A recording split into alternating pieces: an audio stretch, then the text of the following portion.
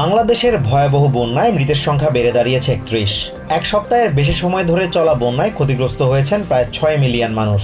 আগামী ২৪ ঘন্টায় বন্যা পরিস্থিতির উন্নতি হতে পারে।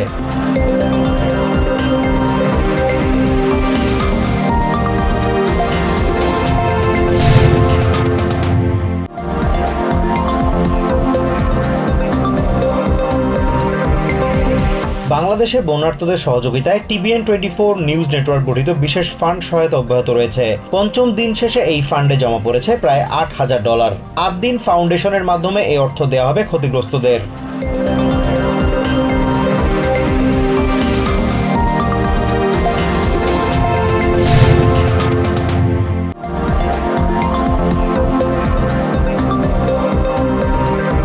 বাংলাদেশের সাবেক প্রধানমন্ত্রী শেখ হাসিনা, সাবেক মন্ত্রী ওবায়দুল কাদের সহ ১৫৫ জনের নামে গাজীপুরে আরেকটি হত্যা মামলা হয়েছে।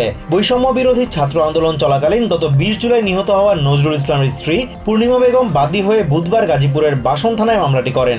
মামলায় অজ্ঞাত পরিচয় আরও ২০০ জনকে আসামি করা হয়েছে।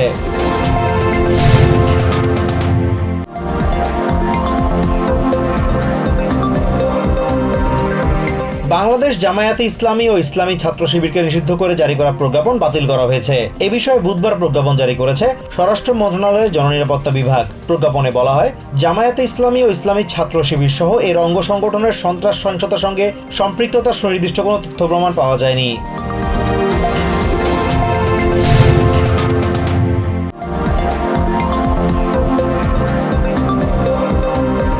পেনসিলভেনিয়ায় নির্বাচনী সমাবেশে সাবেক প্রেসিডেন্ট ডোনাল্ড ট্রাম্পকে হত্যা চেষ্টার তদন্তে বুধবার ৪টি নতুন ছবি প্রকাশ করেছে FBI। একই সঙ্গে হামলাকারী সম্পর্কে নতুন কিছু তথ্য প্রকাশ করেছে তারা। তবে হামলার উদ্দেশ্য কি ছিল তা এখনো রহস্য রয়ে গেছে।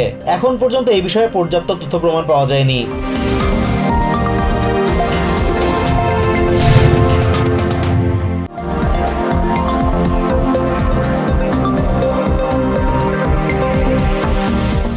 ট্রাই স্টেট নৌবন্দর দিয়ে পাচার হচ্ছে চুরি করা গাড়ি।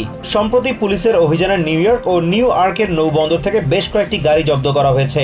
চলতি বছর এখন পর্যন্ত জব্দ হয়েছে অন্তত ৩৩১টি গাড়ি।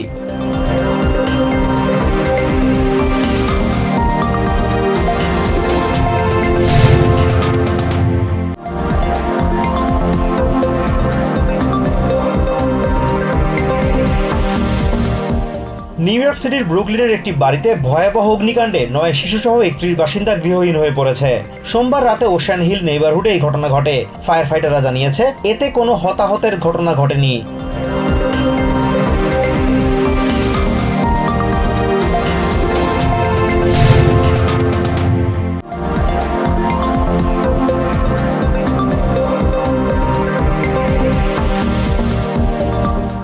অধিকৃত পশ্চিম তীরের উত্তরাঞ্চলীয় কয়েকটি শহরে ইসরায়েলি অভিযান এবং হামলায় অন্তত ৯ বেসামরিক নাগরিক নিহত হয়েছে।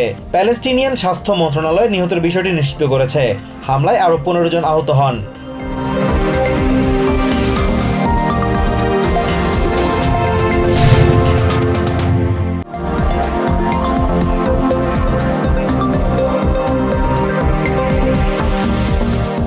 কলকাতার RG কর হাসপাতালে নারী চিকিৎসককে ধর্ষণের পর হত্যার ঘটনায় অভিযুক্তদের ফাঁসি চেয়েছেন ভারতের পশ্চিমবঙ্গের মুখ্যমন্ত্রী মমতা বন্দ্যোপাধ্যায়। বুধবার কলকাতার মেয়র রোডে আয়োজিত সভায় মমতা বলেন, এ নিয়ে আইন চান তিনি, প্রয়োজনে দিল্লিতে আন্দোলন করবেন।